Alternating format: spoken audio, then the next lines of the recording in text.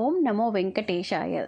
ఇక్కడైతే మేము దర్శనానికైతే బయలుదేరి వెళ్తున్నామండి. ఇలా వెళ్ళడం చాలా సంతోషం అయితే అనిపించింది. మరి మీరు కూడా ఎప్పుడైనా ఇలా వెళ్ళారండి? ఇలా వెళ్తే ఇంకా మీకు చెప్పాల్సిన అవసరం అయితే లేదు కదా. ఎంతటి అనుభూతి అంటే మాటల్లో చెప్పలేనంతటి అనుభూతి అయితే కలుగుతూ ఉంటుంది. ఇంకా మా బాబునైతే చాలా వరకు నేనే ఎత్తుకున్నాను. ఇంకా దర్శనం వెళ్ళే టయానికైతే ఇంకా మా వారైతే ఏమనుకున్నారో ఏమో పాపం. ఇంకా మా బాబునైతే ఇలా అయితే ఎత్తుకున్నాడు. ఇంకా ఎందుకంటే ఇలా ఎత్తుకుంటే భయపడతా ఉన్నాడు, ఆ ఫ్యాన్ తాకిద్దేమని. ఇంకా కాసేపు ఏదో బుజ్జగిచ్చి అలా నవ్వించుకుంటూ అలాగైతే తీసుకొచ్చామండి. ఇంకా అలా తర్వాత మా బాబు అయితే ఇలా పండుకున్నాడు.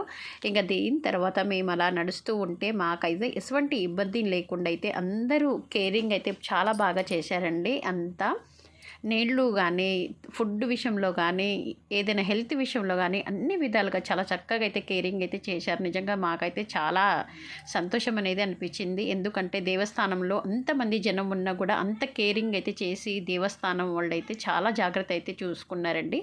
ఇంకా నేనైతే స్వయంగా చూసినందుకు నిజంగా నేనైతే చాలా చాలా సంతోషపడ్డాను. ఎందుకంటే మేము 6ంటికి బయలుదేరినాము నడకదారిన. ఇంకా 6ంటికి బయలుదేరితే తెల్లవారుజామున దర్శనం అనేది చెప్పారు. ఇంకా మేము అలాగే పిల్లలతో పాటు ఇలా అయితే వెళ్ళామండి. ఇంకా ఇక్కడ పాలు, అన్నము, ఇంకా పాయసము ఏదైనా సరే మాకైతే ఎటువంటి ఇబ్బంది లేకుండా అయితే అన్ని సప్లై అయితే చేశారు. మేము తినుకుంటూ తాక్కుంటూ చక్కగా ఈ విధంగా అయితే వెళ్ళాము. చిన్నపిల్లల నుండి ఇలా కిటికీ సైడ్ మాత్రం ఉండాలి. ఎందుకంటే చిన్నపిల్లలకి గాలి అనేది అవసరం కాబట్టి చిన్నపిల్లలు భయపడుతూ ఉంటారు. అంతమంది జనాల్లో ఉన్నప్పుడు చాలా కేరింగ్ అయితే చూసుకోవాలి. చిన్నపిల్లలు మెయిన్ అటు సైడ్ కానీ ఇటు సైడ్ కానీ కిటికీ ఉన్న సైడ్ మాత్రం వెళ్ళాలని నేనైతే రిక్వెస్ట్ అయితే చేస్తున్నాను ఫ్రెండ్స్.